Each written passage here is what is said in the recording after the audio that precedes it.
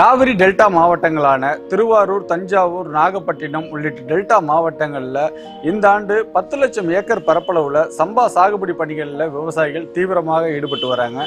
குறிப்பாக திருவாரூர் மாவட்டத்தில் இதுவரைக்கும் 2,75,000 ஏக்கர் பரப்பளவுல சம்பா சாகுபடி பணிகளில் விவசாயிகள் ஈடுபட்டு வருகிறார்கள்.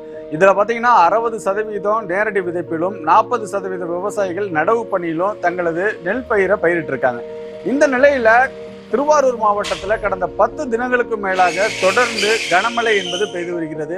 குறிப்பாக வடகிழக்கு பருவமழை கடந்த 26ஆம் தேதி தொடங்கிய நாளிலிருந்து தினமும் மழை என்பது மிக பெரிய அளவில் பெய்து வருவதன் காரணத்தினால 30 நாட்களிலிருந்து 45 நாட்களான சம்பா நெல் பயிர்கள் அனைத்தும் மழை நீர்ல மூழ்கி இருக்கிறது.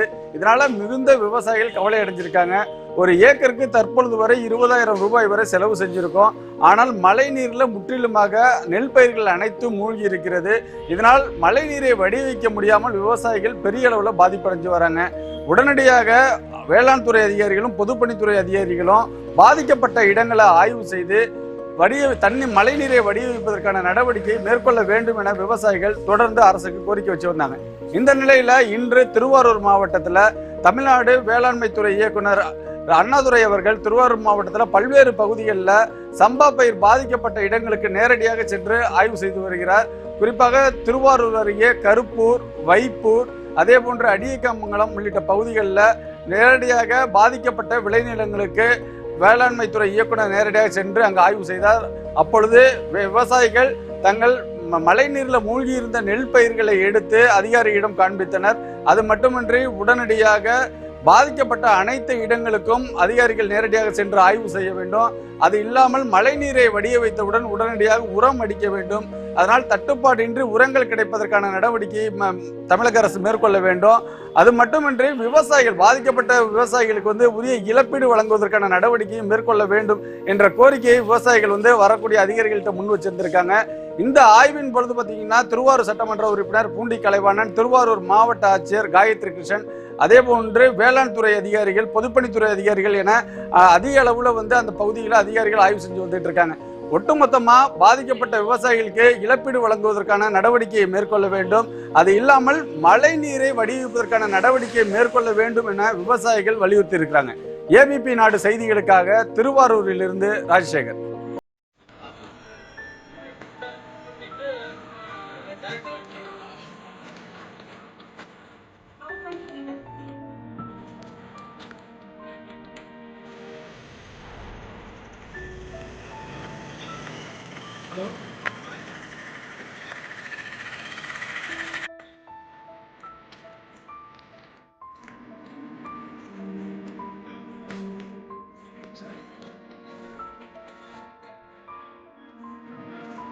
டைரக்ட் 10 நாள் 5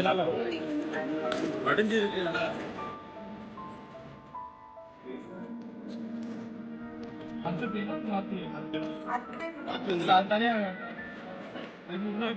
சதீஷ்